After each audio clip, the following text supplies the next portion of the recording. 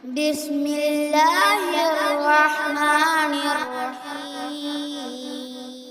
அஸ்ஸலாமு அலைக்கும் வரஹ்மத்துல்லாஹி வபரகாத்துஹு. இன்னல் ஹம்தலில்லாஹ் வனஹ்மதுஹு வனுசல்லி அலா ரசூலிஹில் கரீம். அம்மாபாத். அளவிலா கருணையும் நிகரிலா கிருபையும் உடைய அல்லாஹின் திருப்பெயரால் எனதுரையை ஆரம்பம் செய்கின்றேன். நெஞ்சுக்கு நிம்மதி அப்படின்ற புத்தகத்திலிருந்து இன்றைக்கி நம்ம பார்க்க இருக்கிற தலைப்பு உள்ளன்போடு உரையாடுங்கள். பிறரை மாற்ற விரும்புகின்றீர்களா? பல பிரயோகத்தை விட அன்பெனும் ஆயுதத்தை கையில் எடுங்கள். நண்பர்களை அன்பால் வெல்வதைப் போன்று விரோதிகளையும் அன்பால் வெல்ல முடியும். உங்கள் குடும்பத்தில், உங்கள் அலுவலகத்தில் அன்றாடம் பழகும் அத்தனை நபர்களோடும் அன்பை வெளிப்படுத்தி பாருங்கள். நிம்மதி தானாகவே உங்கள் காலடியில் விழுந்து கிடக்கும். அன்பு கலக்காத உபதேசங்கள் கூட காற்றில் கரைந்துவிடும் என்பதை நினைவில் வையுங்கள். தவறு செய்யும் ஒருவரை திருத்த வேண்டும் என்றாலும் அன்பு கலந்து கூறும்போதுதான் அது எடுபடும், இல்லையேல் வீண்தான். அன்னலாரின் அழகிய நடைமுறை என்ன தெரியுமா? யாருக்காவது எதையாவது உபதேசிக்க நாடினால் முதலில் ஒரு புன்முறுவல் அல்லது அன்பை வெளிப்படுத்தும் முகமாவது ஏதாவது ஒரு செயல், பின்னரே உபதேசம் செய்வார்கள். வெட்டு ஒன்று துண்டு ரெண்டு என்று நம்மை போன்று நேரடியாக போட்டு உடைப்பது நபிகளாரின் பாணி அல்ல.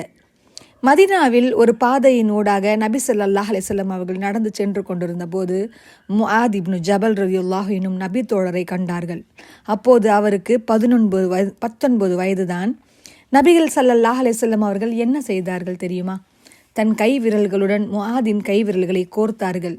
பின்னர் இருவரும் இணைந்து ஒன்றாக நடக்க துவங்கினார்கள்.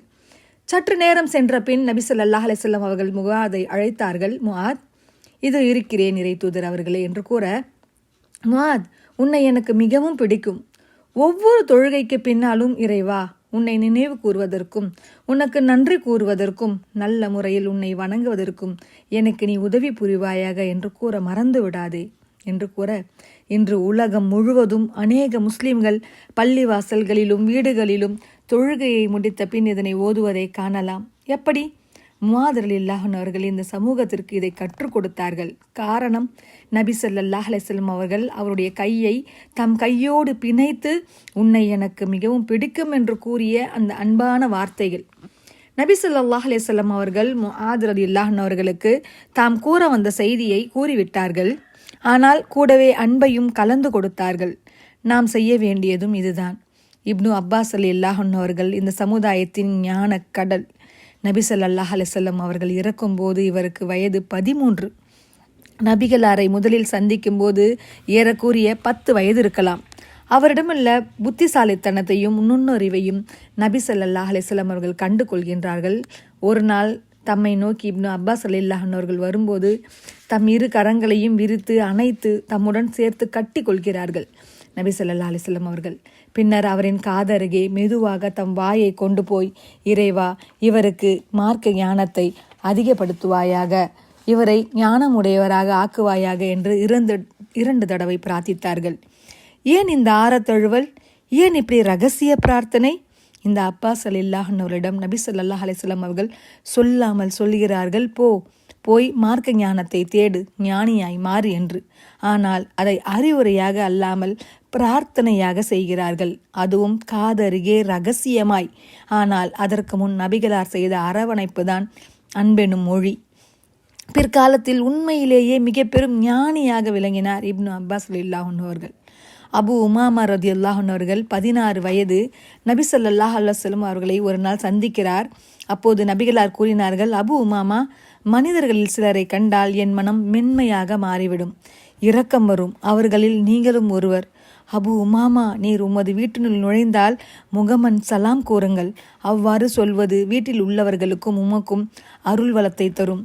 அபு உமாமா ரலியல்லாஹு அவர்கள் கூறுகிறார்கள், அந்த நேரம் முதல் நபிகளார் கூறியதை நான் மறக்கவில்லை. அறிவுரையை தொடங்கும் முன் நபி ஸல்லல்லாஹு அலைஹி வஸல்லம் அவர்கள் கூறிய வார்த்தைகளை கவனிங்கள். அபு உமாமா, உம்மை கண்டால் என் மனதில் இரக்கம் வரும்.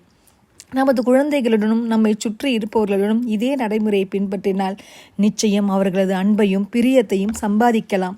அன்பும் பிரியமும் இருக்கும் இடத்தில் நிச்சயமாக நிம்மதியும் இருக்கும் தானே. அன்றாடம் உங்களை சுற்றி இருப்பவர்களிடம் நேரடியாக உங்கள் அன்பை வெளிப்படுத்துங்கள். மறைக்க வேண்டாம், வெட்கம் வேண்டாம்.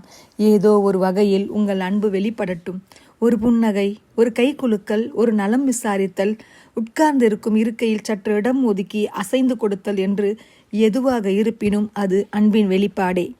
உங்கள் மகன், மகள், மனைவி, தாய், தந்தை, சகோதரர்கள் ஆகியோருடன் இதனை சோதித்து பாருங்கள்.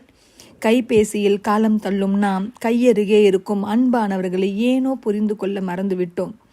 அன்பை வெளிப்படுத்த மறுத்துவிட்டோம். நமது அன்பையும் வாழ்த்துக்களையும் கூட குறுஞ்செய்தியில் சுருக்கிவிட்டோமே. இன்று யாரும் யாருடனும் தேவைக்காக அன்றி உரையாட விரும்புவதில்லை. கொஞ்ச நேரம் கிடைத்தாலும் கைபேசியில் எதையோ அவசரமாக தேடிக்கொண்டிருக்கிறோம். கைபேசி நமது நேரத்தை மட்டுமல்ல, நம்மையும் சில போது நமது நிம்மதியையும் சேர்த்தல்லவா முழுமையாக உள்வாங்கி கொண்டது. இன்ஷா அல்லாஹ் இதனுடைய தொடர்ச்சியை மீண்டும் பார்க்கலாம். வாஹ்ரதவ் ஆனா அனில் அல்ஹம்துலில்லாஹி ரபில் ஆலமீன். அஸ்ஸலாமு அலைக்கும் வரஹ்மத்துல்லாஹி வபரகாத்துஹு.